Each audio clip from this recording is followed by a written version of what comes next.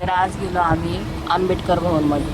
Hi friend, कशा आहात तुम्ही? स्वागत आहे तुमचं माझ्या ब्लॉगमध्ये. तर झालं आज.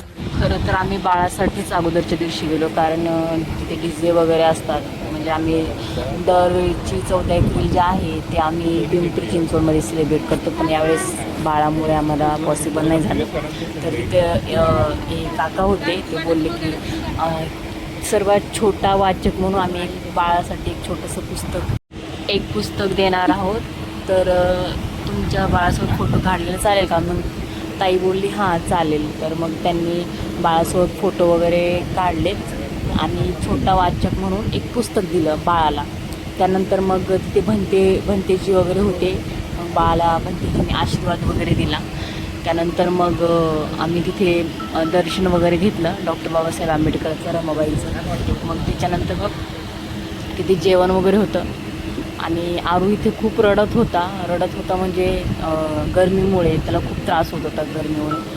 आणि तरीसुद्धा आम्ही त्याला शांत करण्याचा प्रयत्न केला थोडा. आणि तर डॉक्टर बाबासाहेब आंबेडकरांचं घर आतून पण खूप छान आहे बरं का. आता तिथे लायब्ररी चालू केलेली आहे आणि तिथे दरवर्षी 18 तास जो अभ्यास करतो, म्हणजे 13 एप्रिलला खूप गर्दी असते तिथे. लायब्ररी आहे आणि तिथे जो 18 तास अभ्यास वगैरे करतो तिथे त्याला पुरस्कार वगैरे दिला जातो. तिथे सकाळचा नाश्ता, दुपारचं जेवण, संध्याकाळचं जेवण, 4 वाजता चहा, पुन्हा नाश्ता वगैरे असं भेटतं. कारण भरपूर लोक असतात तिथे अभ्यास वगैरे करायला येतात. आणि खूप छान म्हणजे बाबासाहेबांचे पुस्तक वगैरे भरपूर आहे तिथे.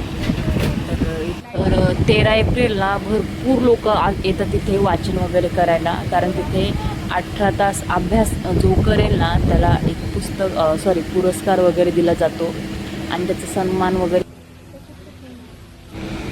मग बाळ खूप रडत असल्यामुळे आम्हाला काही तिथे जास्त वेळ थांबता नाही आलं. आणि तसं तर आम्ही कार्यक्रमासाठी गेलो होतो, म्हणजे तिथे नाईटला कार्यक्रम पण तर मला त्या कार्यक्रमासाठी थांबायचं होतं बरं का. पण बाळ खूप रडत होतं आणि छोटा असल्यामुळे पॉसिबलच नाही ना, खूप छोटं आहे त्यामुळे आम्हाला जावं लागलं घरी.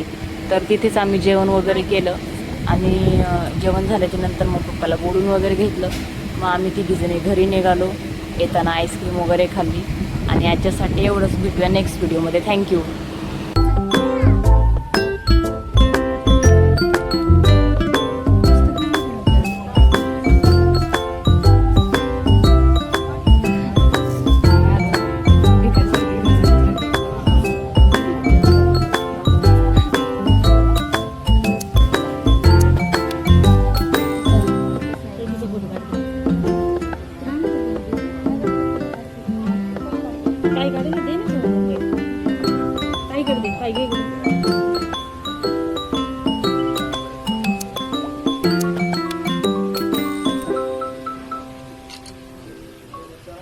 टायमर लावलं, आवाज केवढा तुमचा.